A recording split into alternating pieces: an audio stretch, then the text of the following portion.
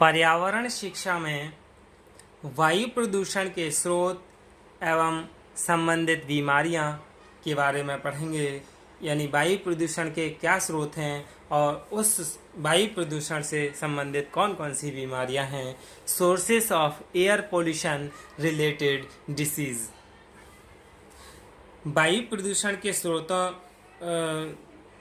वायु प्रदूषण के जो स्रोत हैं, सोर्स हैं, वो काफ़ी हैं। जैसे पहला है वाहनों के द्वारा वायु प्रदूषण, यानी pollution bye vehicles.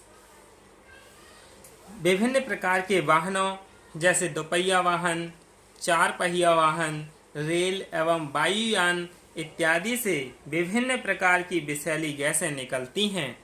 And different types of toxic gases are released from different types of vehicles like two vehicles, four-wheelers and two-wheelers, four-wheelers, rail and airplanes आदि।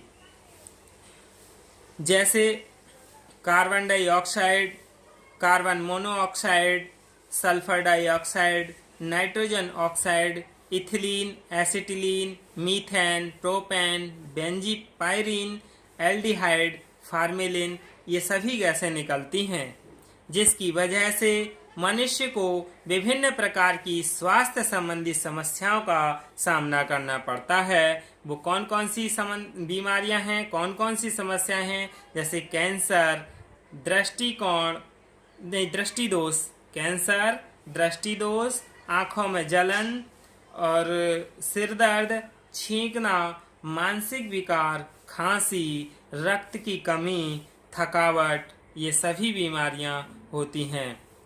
दूसरा है उद्योगों द्वारा वायु प्रदूषण। उद्योगों द्वारा वायु प्रदूषण इससे कैसे होता है?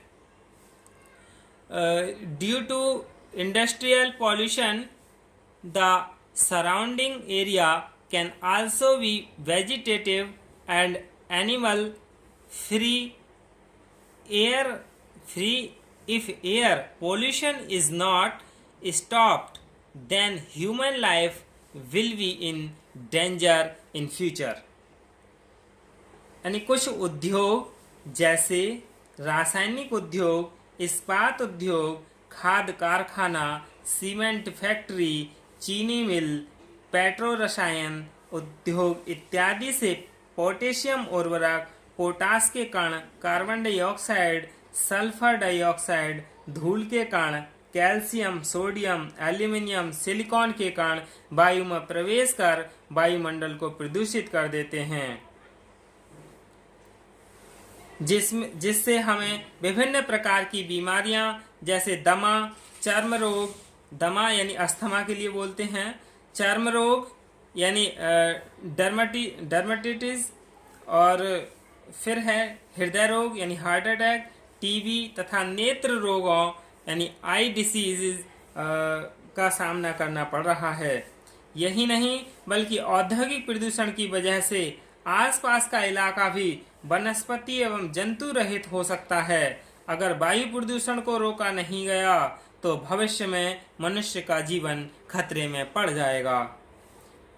अगला है कृषि क्रियाओं द्वारा उत्पन्न प्रदूषण, पॉल्यूशन बाय एग्रीकल्चरल एक्टिविटीज। कृषि उपज बढ़ाने के लिए कृषि फसलों को अनेक हानिकारक जीवों से बचाने के लिए विभिन्न प्रकार के रासायनिक खादों, कीटनाशक रसायनों का प्रयोग किया जाता है।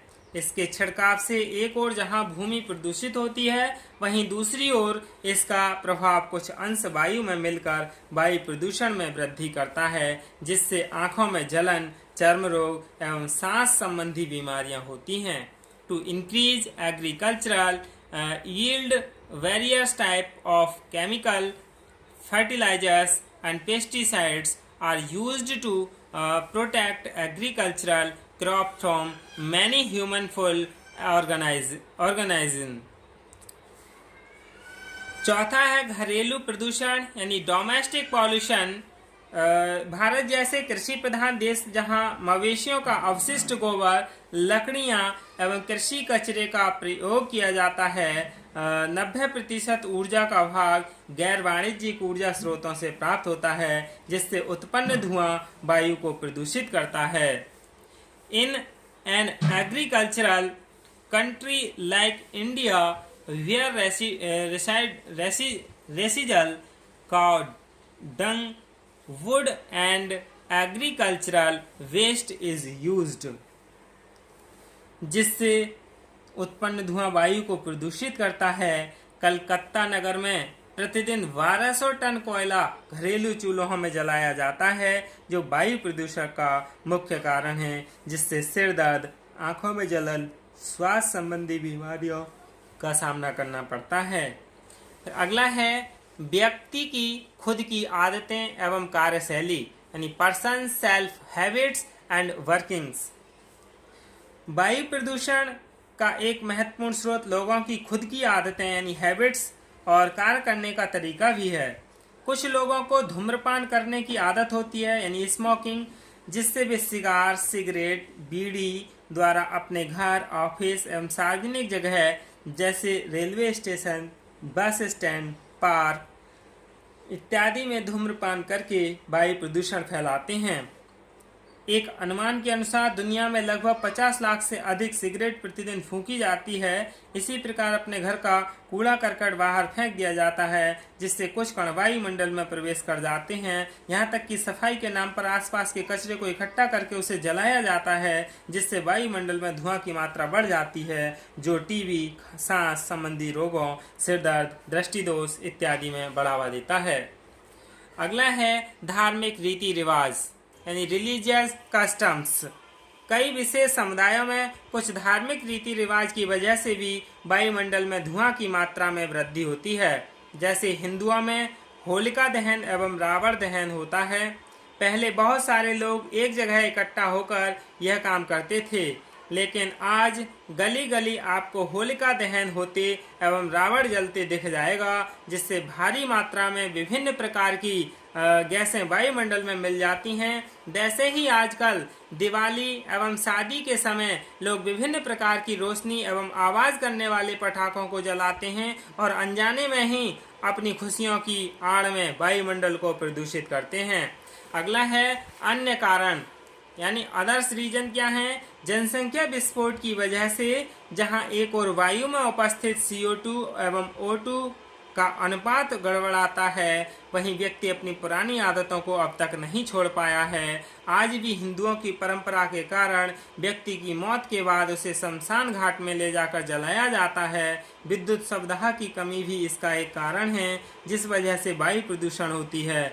विभिन्न प्रकार के पूजा पाठ आज गांवों, गली मोहल्लों, यहाँ तक कि मुंबई जैसे नगर में भी नालियों का उचित प्रबंध नहीं है, जहाँ की कूड़ा कचरा फंसकर गंदगी और सड़न का कारण बनता है, जहाँ की सांस लेना भी मुश्किल होता है। ये सभी कारण वायुमंडल को प्रदूषित करते हैं। धन्यवाद।